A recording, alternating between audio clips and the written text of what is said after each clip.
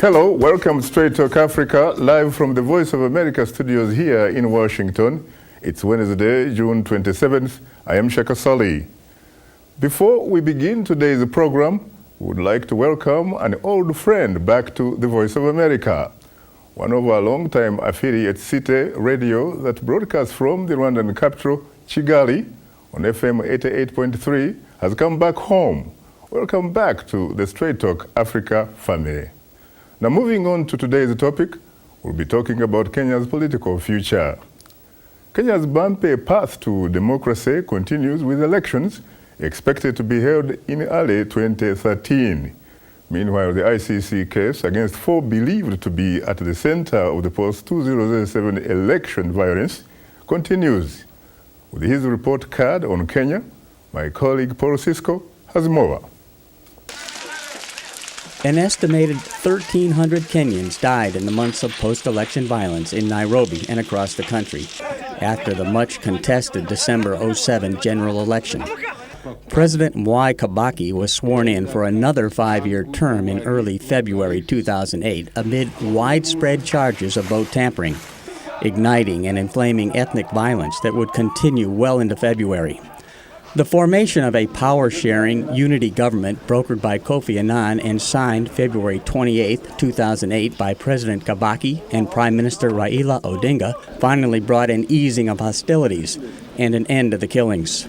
Those months of violence, a black mark on Kenya's political path, gave way to near universal hope, unity, and optimism with the adoption of a new constitution more than 3 weeks after it was overwhelmingly approved in a national referendum.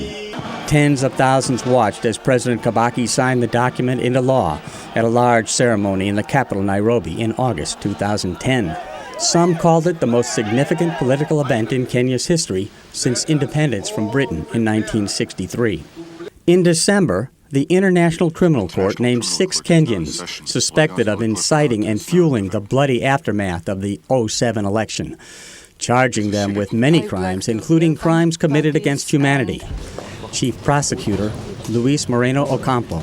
William Ruto and Henry Koski, leaders of the Orange Democratic Party movement, began preparing a criminal plan to attack those identified as supporters of the Party of National Unity, in particular in the area of Rift Valley.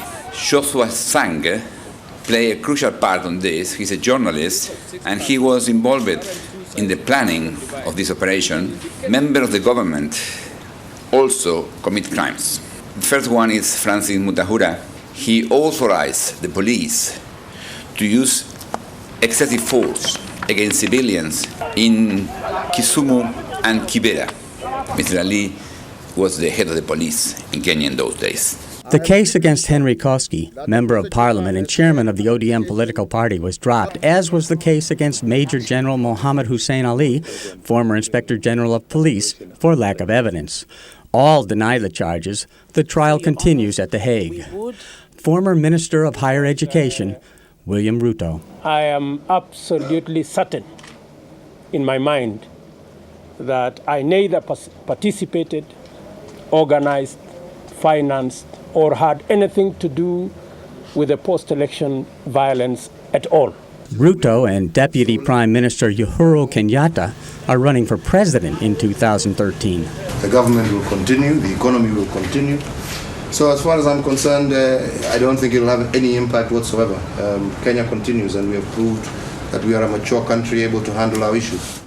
Kenyatta resigned as finance minister, but not his deputy prime ministership, and is running second in recent political polls for president to the leading candidate, current Prime Minister Raila Odinga. Kalonzo Musyoka, Kenya's vice president, is running third in the most recent poll.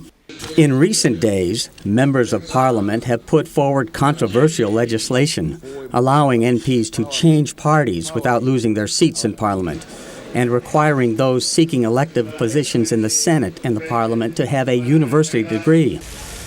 Those challenges to the electoral system and the still unratified Constitution have been rejected by the two principals, President Kibaki and Prime Minister Odinga, and rejected by civil society. Paul Cisco, VOA News. Thanks, Paul, for that report.